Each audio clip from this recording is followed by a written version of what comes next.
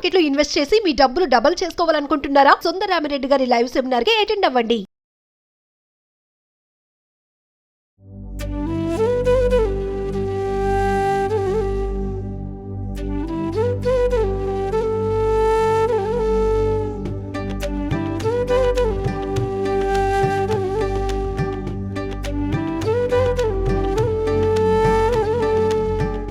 ప్రస్తుతం మనతో పాటు ప్రముఖ ఆధ్యాత్మికవేత్త శ్రీనివాసులు అనంతరామ శర్మ గురువు గారు ఉన్నారు. వీరితో ఈరోజు కొన్ని విషయాల గురించి మనం చర్చిద్దాం. గురుగారు నమస్కారం అండి. నమస్కారం. గురుగారు, దేవీ నవరాత్రులు ఈసారి మనకి 2 రోజులు ఎక్స్ట్రా మనకి వచ్చాయి కదంటే 11 రోజులు చేసుకుంటున్నాం. 10 రోజుల వరకు మనం అలంకరణ విధానం అన్ని కూడా తెలుసుకున్నాం. 11వ రోజున మనం చేసుకోవాల్సిన అలంకరణ, నైవేద్యాలు, ఇంకా పూజా విధానం చక్కగా వివరించగలరండి? తప్పకుండా అమ్మ. మనకి చివరిగా రాజరాజేశ్వరి దేవి అవతారం ముదురు ఆకుపచ్చ కలర్లో ఉన్నటువంటి వస్త్రాలు అమ్మవారికి సమర్పించాలి. నివేదనగా లడ్డు మరియు మహానివేదన అంటే షడ్రుచుల సమ్మేళనం అయినటువంటి అన్నము, పప్పు, కూర, పచ్చడి, చారు, పులుసు, మజ్జిగ, ఇలా మనం ఇంట్లో ఎలా అయితే తింటామో అలా షడ్రుచుల సమ్మేళనంగా ఉన్నటువంటి ఆహారాన్ని మహానివేదనగా అమ్మవారికి పెట్టాలి. ఇది అమ్మవారికి చేయవలసింది. ఇకపోతే రాజరాజేశ్వరి అంటే రాజ్యములను ఇచ్చేటువంటి అమ్మవారు. రాజ్యము అంటే ఎదుటోడిది మనకు రావాలి అని కాదు, మనముగా సామ్రాజ్యాన్ని ఏర్పరచుకోవాలి. అంటే కీర్తి ప్రతిష్టలు మనకు మనంగా ఏర్పరచుకోవాలి. పక్కనోడు సొమ్మంతా మనకే రావాలి, లేకపోతే వాడిల్లు మనకు రాసి ఇవ్వాలి, వాడి డబ్బులు మనకి ఇవ్వాలి, ఇలాంటివి కాదు. మనకు మనంగా సామ్రాజ్యాన్ని ఏర్పరచుకోవాలి. ఇప్పుడు ఇక్కడికి వచ్చాను అంటే నాకు నేనుగా పేరు తెచ్చుకోవడం వల్లనే కదా మీరు ఇక్కడికి పిలిపించుకొని చేసింది. అంటే నాకు నేను ఇక్కడ సామ్రాజ్యాన్ని ఏర్పరచుకున్నా. సుమన్ టీవీ ఈరోజు అన్ని ఛానళ్ళ కంటే కూడా గొప్పదిగా చెప్పబడుతుంది. ఆ సుమన్ టీవీ ఒక సామ్రాజ్యాన్ని ఏర్పరచుకుంది కదా.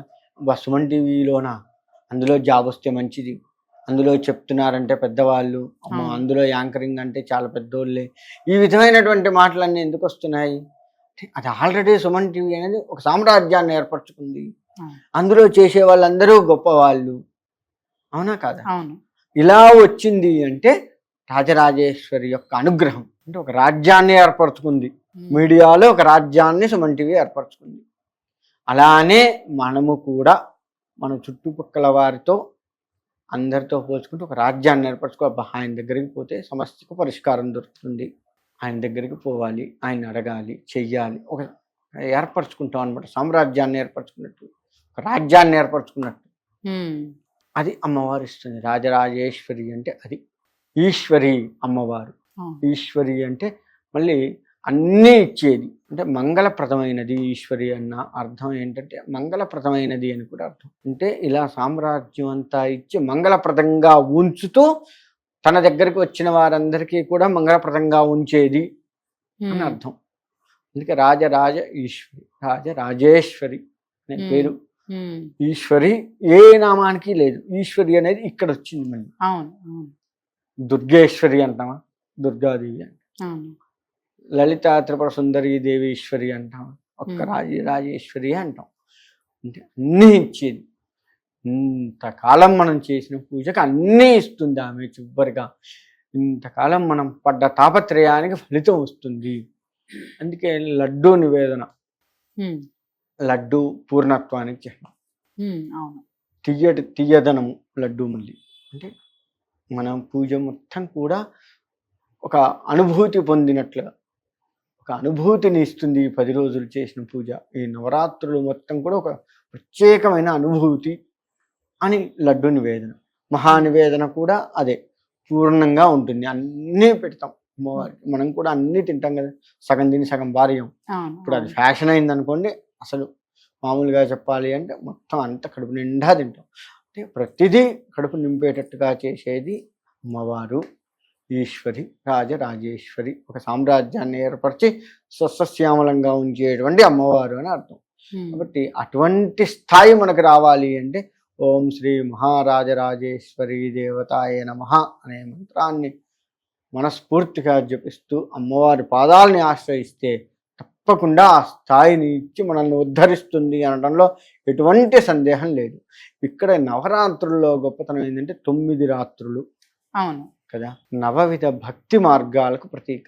శ్రవణం, కీర్తనం, విష్ణు స్మరణం, పాదసేవనం, వందనం, దాస్యం, సఖ్య ఆత్మ నివేదనం.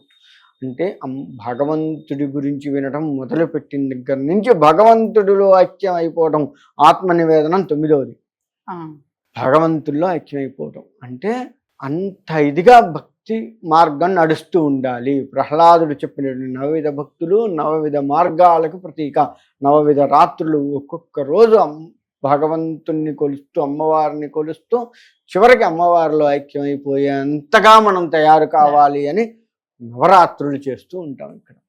అట్టి అలా భగవంతుని ఆ విధంగా ఆరాధిస్తూ అమ్మవారి పరిపూర్ణ అనుగ్రహాన్ని పొంది ఒక సామ్రాజ్యాన్ని మనం ఏర్పరచుకోవాలి. ఇవాళ భక్తిలో ఒక సామ్రాజ్యాన్ని ఏర్పరచుకున్న వాళ్ళు ఎవరు అంటే ప్రహ్లాదుడే గుర్తొస్తాడు కదా. భక్తికి మారు పేరు ఎవరు, ఒక భక్తి మొత్తం ఒక రూపం తీసుకొస్తే ఎవరు అంటే ప్రహ్లాదుడు గుర్తొస్తాడు. ఆ విధముగా మనం తయారు కావాలి, సామ్రాజ్యాన్ని ఏర్పరచుకోవాలి మన పేరు చెప్తే. అందుకని నవరాత్రులు నవవిధ భక్తికి ప్రత్యేకగా చెప్పబడుతూ 9 రోజులు అమ్మవారి ఆరాధన చేస్తూ అమ్మవారిలో ఐక్యం అయిపోయి ఇక జన్మరాహిత్యాన్ని పొందాలి. ఇది నవరాత్రుల యొక్క ప్రత్యేకత. చివరిగా సామ్రాజ్యాన్ని ఏర్పరచుకున్న తర్వాతనే మనం అమ్మవారిలో ఐక్యం అయిపోవాలి. ఇది అందుకని నవరాత్రులు చేస్తుంటాం. ఆ విధమైనటువంటి భక్తి భావన అమ్మవారు ఇవ్వాలి అని చెప్పి కోరుకుంటూ అమ్మవారి ఆరాధన చేస్తూ ఉందాం అందరం. ఈ రోజు తాంబూలం ఆ రోజే ఈ అమ్మవారికి, ఎందుకంటే ఒక అవతారంలో అమ్మవారు వచ్చింది, ఆ అవతారాన్ని పరిపూర్ణత చేసుకొని వెళ్ళిపోవాలి కదా. ఇంకో అవతారంలో మరో రోజు రావాలి కదా. అందుకని ఏ అవతారంలో ఆ అవతారం తాంబూలం ఇవ్వాల్సిందే. ముత్తైదువులు ప్రతిరోజు ముత్తైదువుల్ని తెచ్చుకొని ముత్తైదులకి ఇవ్వచ్చు తాంబూలం. ఎంతమందినైనా తెచ్చుకోవచ్చు. ఒకళ్ళు దొరికితే ఒకళ్ళే ఉండకూడదు, తోడు ఉండాలి. ఇటువంటి ఏమీ అమ్మవారికి ఇచ్చి మళ్ళీ ముత్తైదులకి ఒకరికైనా ఇచ్చుకోవచ్చు. అమ్మవారికి పెట్టిందే ముత్తైదువులకు ఇచ్చుకోవచ్చు, లేదు ముత్తైదువులకు ప్రత్యేకంగా తెచ్చుకోవచ్చు. ఇక్కడ చేసే పని ఏంటంటే పూజ చేసుకునే మనం ఏం చేస్తున్నామంటే ఒక 10,000 రూపాయల చీర తెచ్చుకుంటాం, అమ్మవారి ముందు పెట్టి కట్టుకుంటాం. ముత్తైదు వస్తే 200 రూపాయల చీర తెస్తాం. ఇది ఒకటి చేస్తారు మన వాళ్ళ దగ్గర మంచి తెలివితేటలు ఏంటంటే ఇది ఒకటి ఉంది. అంటే నిజంగా ముత్తైదువు రూపంలో మన ఇంటికి అమ్మవారు రావాలి, సాక్షాత్ అమ్మవారి స్వరూపాన్ని భావించే మనము అమ్మవారికి చేస్తున్నాము, అమ్మవారికే ఇస్తున్నాం అన్న దగ్గర మాత్రం పిసినారితనం చేస్తాం. మనం కట్టుకోవాలి, మనకే ఉంటుంది అన్నది మాత్రం కొంచెం ఎక్కువ రేటు పెట్టి మంచిది చూసి, కలరు అన్ని మంచిది చూసి, బార్డర్ ఉందా ఇవన్నీ చూసి తెచ్చుకుంటాం. కానీ ముత్తైదు సాక్షాత్ అమ్మవారి నా ఇంటికి వచ్చి తాంబూలం స్వీకరిస్తుంది అనుకున్న వాళ్ళకు మాత్రం మామూలు చీరలు తీసుకొస్తాం. అది తప్పు.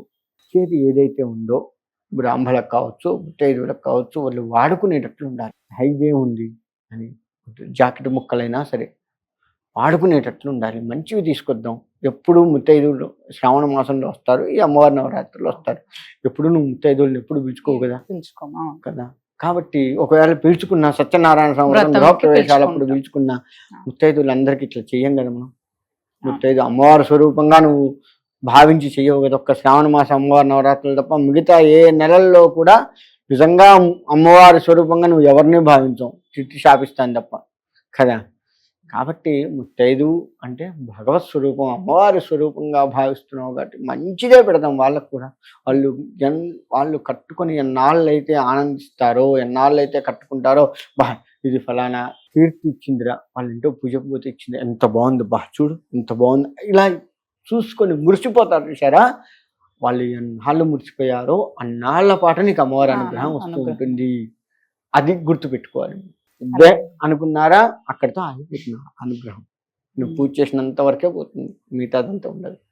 అందుకని వాళ్ళు కట్టుకొని వాడుకునేటట్టుగా ఉండాలి, తీసి పక్కకు పడేసేటట్టు ఉండద్దు మనం ఇచ్చేది. ఆ విధంగా చేసుకోవాలి. ముత్తైదు రూపంలో అమ్మవారు వస్తుంది కాబట్టి చాలా జాగ్రత్తగా ఉండాలి.